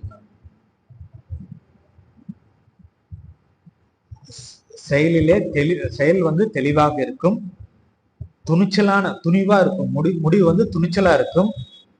இந்த தெளிவான செயலும் முடிவு நல்லதா இருக்கும் பொழுது அது கொடுக்கக்கூடிய பரிசுகள் என்னன்னா புது வெற்றிகளை கொடுத்து கொண்டிருக்கும். எப்போ இந்த மன அமைதி கிடைத்தால். இப்ப குடும்ப அமைதி வேணுங்களா, இல்ல உலக அமைதி வேணுமா, இல்ல என்னோட அமைதி வேணுமா? புரியுதுங்களா? அப்ப தனி மனித அமைதி வந்தாதான் அடுத்தது நம்ம குடும்பத்துக்குள்ள கொண்டு போக முடியும். புரியுது? சாமி அதனாலதான் கரெக்டா படிக்கட்டு அமைச்சிருக்கிறாரு. முதல்ல நீ ஒன்ன சரி பண்ணாங்களோ அந்த காலத்துல போய் கேட்டுருக்கோம். யாராவது நடிகைலாம் வச்சு ஆரம்பிக்கலாம்லாம் போய் கேட்டோம்.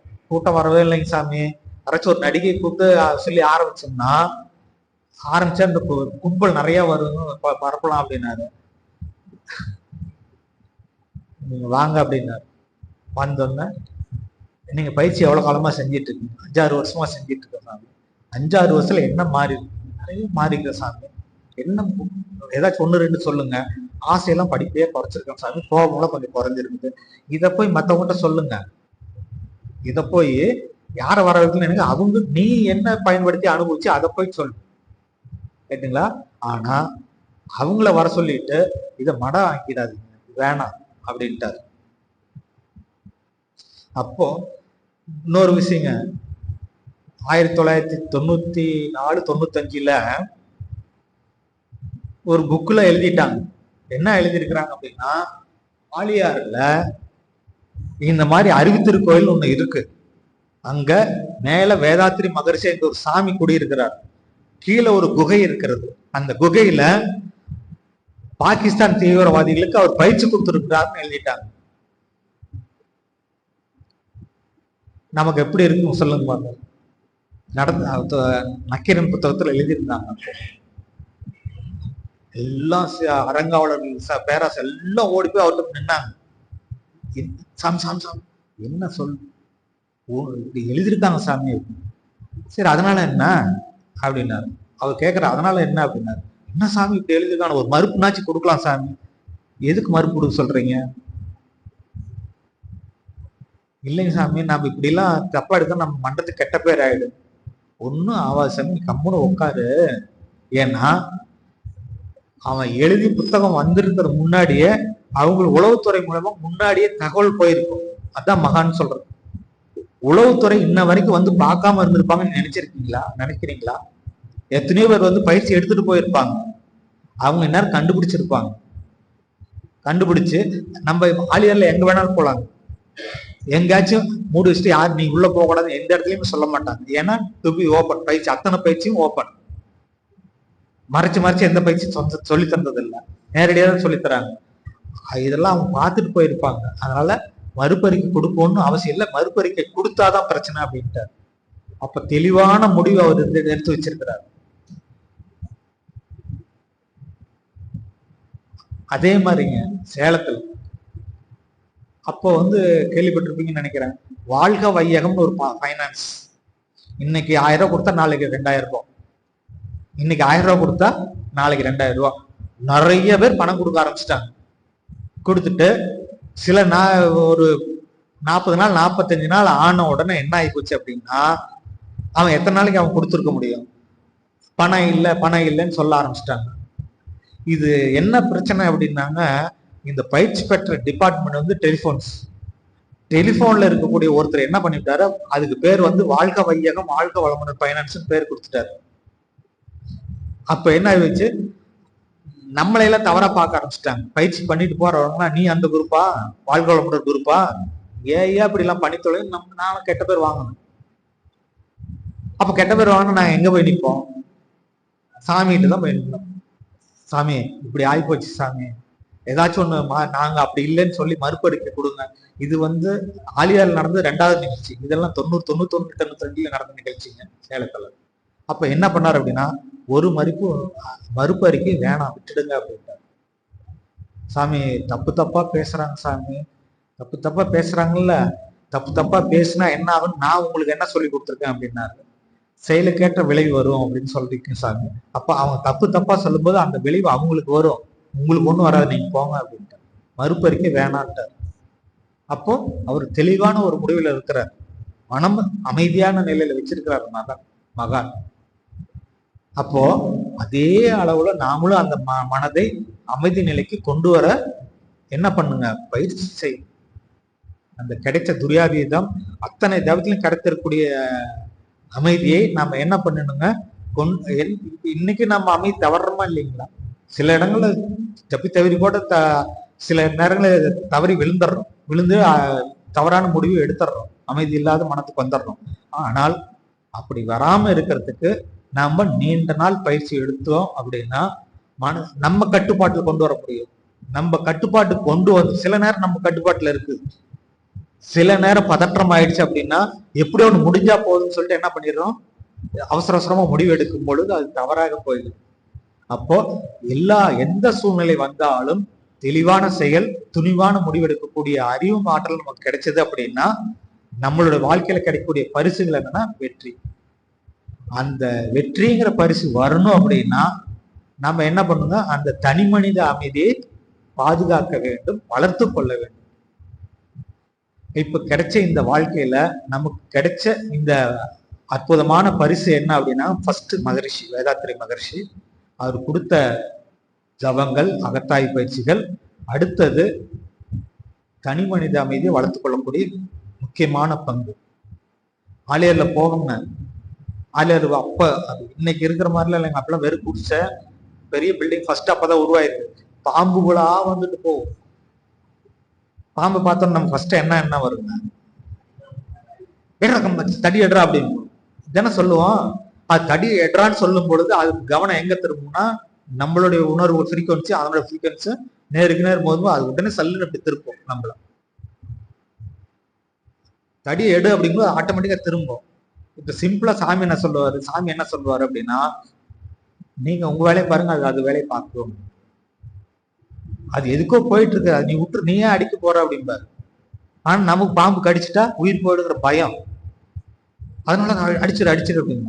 நீங்க ஒண்ணும் பண்ண வேணாங்க. இப்ப கூட சொல்றேன், பாம்பு வந்துட்டா விட்டுடுங்க, அது பாட்டு போயிடும். எப்ப அதை அடிக்கணும் நமக்கு எண்ணத்தை தோன்று அதுக்கு போயிடுச்சு அப்படின்னா திரும்ப நம்ம கிட்டதான் படையும். இப்ப அந்த சொந்த செலவுலயே சூனி வச்சுக்கிறது யாருங்க? இப்போ நாம தான். ரைட்டுங்களா? அந்த வகையில நம்மள எண்ணங்களை உயர்வுபடுத்தி மனதை அமைதி நிலை கொண்டு வருவதற்கு உண்டான பயிற்சியை நாம் பெற்றால் நமக்கு அந்த இறைநிலை உணர்வும் கிடைச்சிடும். முழுமை பேருங்கிற அற்புதமான அந்த முழுமை பேரு வாழ்க்கை கிடைக்கும் பொழுது நமக்கு என்ன கிடைக்குங்க? அந்த அன்பும் கருணையுமான மனது கிடைக்கும் பொழுது வாழ்க்கை தூய்மையாகி நாமும் வாழ்ந்து மற்றவர்களை வாழ வைக்கக்கூடிய ஒரு பண்பு, அறிவு, ஆற்றல் வந்துடும். சார் அடுத்த கேள்விங்க. சார் நான் எவ்வளவோ பிராக்டிஸ் பண்ணிட்டு இருக்கேன், ஆனாலும் நான் நினைச்ச எண்ணம் நல்லதுதான், ஆனா செயல்பட மாட்டேங்குது, என்ன காரணம்? தோத்து போயிடுறேன் சாமி அப்படின்னு கேட்கறது இருக்குங்களா? எல்லா எண்ணமும் நமக்கு செயலாயிடு, தோத்து போறோமா இல்லைங்களா? அது தோத்து போறதுக்கு காரணம் என்ன அப்படின்னு சொல்றதுக்கு முதல் காரணம், வரும் அந்த எண்ணம் வரும் பொழுதே நமக்கு என்னன்னா சந்தேகம். நமக்கு போய் இந்த மாதிரி எண்ணம் வருது போ, நாம்பளாவது செய்யறப்போ நமக்கு சந்தேகம் வரும் பொழுது நல்ல எண்ணம் சந்தேகத்திலே அடிபட்டு அப்படியே போயிடும். கேட்டுங்களா? அடுத்தது நல்ல எண்ணம் வந்துருச்சு, இப்ப என்ன பண்ணணும் அப்படின்னா, நல்லது செய்யணும் அப்படின்னா சீக்கிரமா அவசரமா செய்யணும். எப்படி செய்யறங்க? அவசரம். அடுத்தது பொறுமையின்மை. எண்ணம் தோற்பதற்கு காரணம் அவசரமும் பொறுமையின்மையும் காரணம், சந்தேகம் காரணம். அப்புறம் நமக்கு நான் தாங்க இதெல்லாம் செஞ்சேன், என்னாலதான் அதை செய்ய முடிஞ்சது அப்படிங்கிற கர்வம். நம்ம இன்னைக்கு கிடைச்சிருக்கூடிய இந்த வாழ்க்கையை எல்லாமே சமுதாயம் கொடுத்தது. சமுதாயம் கொடுத்தது அப்படின்னா நாம் திருப்பி என்ன பண்ணணுங்க? நம்ம திருப்பி நன்றி கூறக்கூடிய செயலாக நான் ஏதோ ஒரு வகையில கொடுக்கணும். ஆனா என்ன பண்றோம் அப்படின்னா, என்னாலதான் எல்லாம் ஆச்சு, நான் தான் அப்படிங்கும் பொழுது அந்த ஈகோ வரும் பொழுது, ரைட்டுங்களா, அந்த எண்ணம் நிறைவேறும் பொழுது என்ன பண்ணுவோம்? நல்லா நிறைவேறக்கூடிய தருணம் வரும் பொழுது அவசரமா செய்யறது. சில விஷயங்களை சீக்கிரம் செஞ்சுட்டா பேர் நமக்கு வந்துருமே, நல்லா இருக்குமே அப்படின்னு அவசரமா செய்யும் பொழுதும் அந்த எண்ணம் தோற்றுது.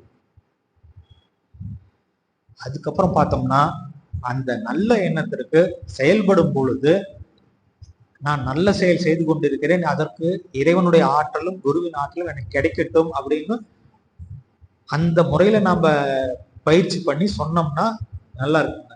ஆனா நல்ல எண்ணம் தானே செயலாயிடுன்னு உட்கார்ந்தே இருக்கு. அப்ப என்ன பண்ணணுங்க? அந்த எண்ணம் செயலாகணுங்கிற அந்த நிறைவேறக்கூடிய தருணத்துல என்ன பண்ணணும் அப்படின்னா, என்ன பண்ணுங்க? அந்த முயற்சியை அதிகப்படுத்தி அந்த எண்ணத்துக்கு வலு கொடுத்து கொண்டிருக்க வேண்டும். அந்த வலு கொடுக்கதான் அந்த எண்ணத்துக்கு என்ன வருங்க? ஆற்றல் பொதிந்து நல்ல முறையில செயலாற்றக்கூடிய பக்குவமும் அறிவும் ஆற்றல் அப்ப நமக்கு வரும் பொழுது எண்ணத்துல தோக்க மாட்டோம். சந்தேகம் வரும், நான் தான் செய்யணும்னு வரும், பொறுமையின்மை வரும், கர்வமா நான் தான் செய்யறதெல்லாம் என்னாலதான் நடக்குதுங்கிற எண்ணம் வந்துடும். இதெல்லாம் இல்லாம நாம செய்யும் பொழுது அதே மாதிரி முயற்சி பண்ண மாட்டோம். என்ன நல்ல நல்ல எண்ணத்தை வச்சு வைங்க, என்னைக்கோ ஒண்ணு வரும் பாரு, புரியுதுங்களா? அந்த மாதிரி இல்லாம நம்ம என்ன பண்ணுங்க? இந்த முறையில கொஞ்சம் முயற்சி வலுவை அதிகமா கூட்டி அந்த அந்த நல்ல எண்ணத்தை வலு கூட்டி வரும் பொழுது எந்த விதத்திலும் அந்த எண்ணம் தோற்காது, நம்ம வாழ்க்கை தோற்காது. அப்போ இந்த கருவறையில தொடங்கக்கூடிய இந்த வாழ்க்கை கல்லறைக்குள்ள முடியும் பொழுது இந்த சுகமான பயணம் சுமையா இருக்குதா, சுமையா மாத்திக்கிறதும் சரி, சுமை இல்லாம சுகமா மாத்திக்கிறதும் யார் கையில இருக்குங்க? நம்ம கையில. அப்ப சுகமா மாத்திக்கிறதுனா எப்படிங்க? சுமையா இருக்கு, அப்ப இந்த 6000 ரூபாய் கேஸ் தான் சுமையா இருக்குது. சுகமா மாத்திக்கணும்னா தவம் இருக்கு, சங்கல்பம் இருக்கு, அருள்காப்பு இருக்கு, வாழ்த்து இருக்கு, அகத்தாய்வு இருக்கு. இதெல்லாம் சாமி கொடுத்த அற்புதமான பரிசுகள் நமக்கு. இந்த பரிசுகளை வைத்து கொண்டு நம்மளுடைய வாழ்க்கையை நாம சிறப்பாக வாழ முடியுமா முடியாதுங்களா? முடியும். அத்தகைய அறிவும் ஆற்றலும் பெற்று நாமும் வாழ்ந்து மற்றவரையும் வாழ வைக்க வேண்டும் என்று வேண்டி உங்களை அன்போடு கேட்டுக்கொண்டு இந்த உரையை செவியம் எடுத்த நீங்களும் உங்கள் அன்பு குடும்பமும் எல்லா வளங்களும் பெற்று வளமோடு வாழ வேண்டும் என்று வாழ்த்தி நிறைவு செய்கிறேன். வாழ்க வளமுடன், வாழ்க வளமுடன், வாழ்க வளமுடன். ஒரே ஒரு சிறிய விஷயம் சொல்லான்னு இருக்கிறேங்க. கரெக்டா ஒரு 5 வருஷமோ 6 வருஷமோ இருக்கும். எனக்கு நான் என்னுடைய ஸ்கூல்ல இருக்கும் பொழுது எனக்கு சாமிஜி அற்புதமா டிசைன் பண்ணி கொடுத்த ஒரு அற்புதமான பயிற்சி வகுப்பு பெண்ணின் சிறப்பு. பெண்ணின் சிறப்பு எனக்கு முதல்ல அம்மாவும் உதயகுமார் ஐயா தான் இங்க வாக்கு கொடுத்தாங்க. இன்னைக்கு நிறைய ஊர்ல மன்றங்கள், விஎஸ்பி காலேஜஸ் எல்லாம் போய் பேசிட்டு இருக்கேன்னா எனக்கு இங்க முதல்ல கொடுத்த ஒரு அறிமுகம். இன்னைக்கு ஒரு நோட்டீஸ் போட்டு எல்லா ஸ்கூல், காலேஜ், விஎஸ்பி எல்லாம் போய் பேசிட்டு இருக்கிறோம். நல்லா அந்த வகையில இந்த நோட்டீஸ் அம்மா கையில கொடுக்கணும்னு பூபாலத்தை கேட்டு அம்மா வரலையப்பா அப்படின்னு சொல்லி திரும்ப அவன் வந்துட்டாங்கப்பா அப்படின்னு. அதனால இந்த என்னுடைய அன்பு வேண்டுகோளுங்க, பெண்களுக்கு இந்த வகுப்பு அற்புதமான வகுப்பு. சின்ன பொண்ணுல இருந்து பெரியவங்களாகிற வரைக்கும் உடல்ல நடக்கக்கூடிய மாற்றங்கள் என்ன, ஏன் கஷ்டப்படுறோம், அந்த கஷ்டம் எதுக்கு, இந்த சின்ன வீட்டுல இருக்கிற பிள்ளைங்கள்ட்ட நிறைய சிக்கல் அனுபவிச்சுட்டு இருக்கோம். அதுக்கு உண்டான காரணங்கள்லாம் இந்த வகுப்புல கிடைக்குங்க. அதனால என்னுடைய அன்பு வேண்டுகோளாக மீண்டும் அவங்க கிட்ட, அம்மா கிட்ட வைக்கிறது, இந்த பெண்ணின் சிறப்பு வகுப்பு ஒரு நாள் 10 to 5 அவ்வளவு விஷயம் இருக்குங்க. ஒவ்வொரு விஷயம் எதுக்காக அப்படின்ட்டுங்களா, அந்த வகுப்பினை மறுபடியும் மீண்டும் ஏற்பாடு செய்து இந்த பகுதி பெண்கள் நல்ல மேம்படையறதுக்கு வேணுங்கிற ஏற்பாடு செய்து தரும்படி அம்மா அவர்களிடம், உதயகுமார் அவர்களையும் கேட்டு மகிழ்கிறேன். வாழ்க வளமுடன். இந்த மீண்டும் ஒரு முறை உங்களுக்கு இந்த ஏதாச்சும் கேள்வி இருந்தா, சப்ஜெக்ட்ல ஏதாச்சும் கேள்வி இருந்தா கேளுங்க.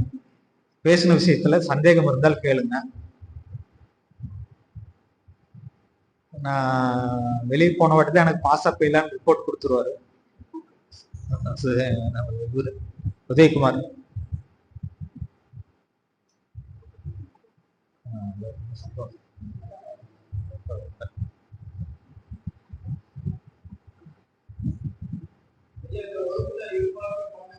கண்டிப்பா கலந்துக்கலாம் அப்படிங்கிறது என்னோட விஷயங்க. அதுக்கப்புறம் மன்ற நண்பர்களுடைய பொறுப்பாளர்களோட விஷயம்.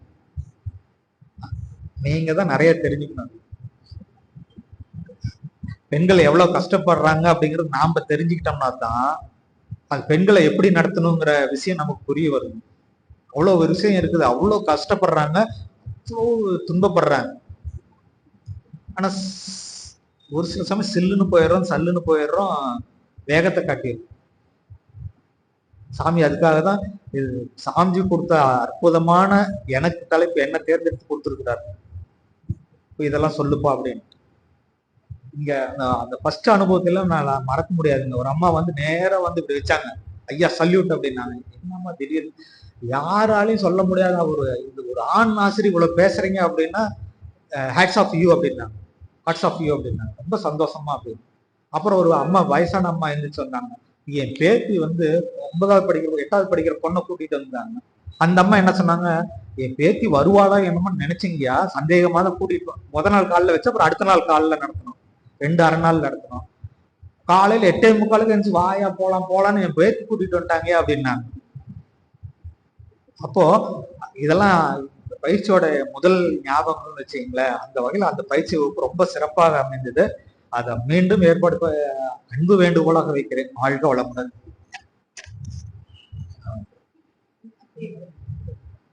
வாழ்க்கை என்பது ஒரு பரிசு அப்படிங்கிற தலைப்புல ஐயா அவர்கள் கிட்டத்தட்ட 1.5 மணி நேரம் நமக்கு மகரிஷியினுடைய கருத்துக்களை மிக தெளிவாக அகத்தாய்வு முறைப்படி மிக சிறப்பா சொன்னாங்க.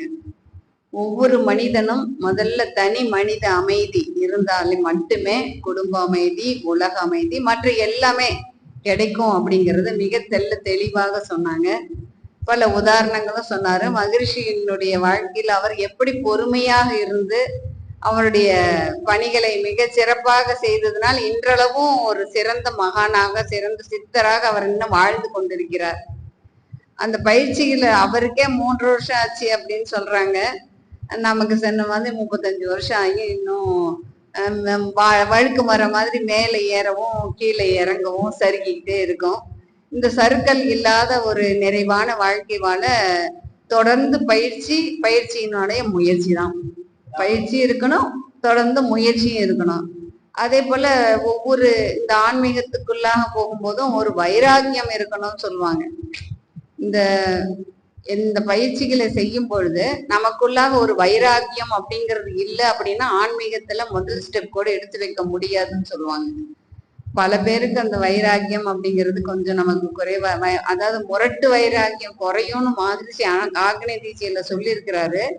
இந்த வைராக்கியம் என்பதால் நம் மனதிற்கு ஒரு உறுதி, ஒரு வல்லமையை நாமே வளர்த்தி கொண்டால் மட்டும்தான் அடுத்த பயிற்சிக்கு நாம் போக முடியும் அப்படிங்கிறத ஐயா அவர்கள் ரொம்ப தெளிவாக எளிமையான உதாரணங்களாக சொல்லி நமக்கு விளக்குனாங்க. ஒரு மனிதனுடைய வாழ்க்கை அப்படிங்கிறது எப்படி இருக்கணும், அந்த 6 வகையான தன்மைகள் எப்படி இருக்கணும், அந்த 7 சம்பத்துகள் எப்படி மாற்றமாக இருக்கிறது, அந்த மாற்றத்திற்கு காரணமாக இருப்பது நம்மை நாம் எப்படி மாற்றிக்கொள்ள வேண்டும் அப்படிங்கறத ஐயா அவர்கள் சொன்னாங்க.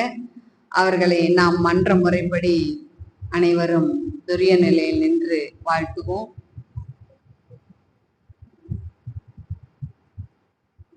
பேராசிரியர் பழனிவேல் ஐயா அவர்கள் வாழ்க வளம், அவர்களுடைய அன்பு குடும்பம் வாழ்க வளம், அவருடைய ஆன்மீக தொண்டு வாழ்க வளம், அவர்கள் வாழ்வில் எல்லா வளங்களும் சிறப்பாக பெற்று வாழ வாழ்க.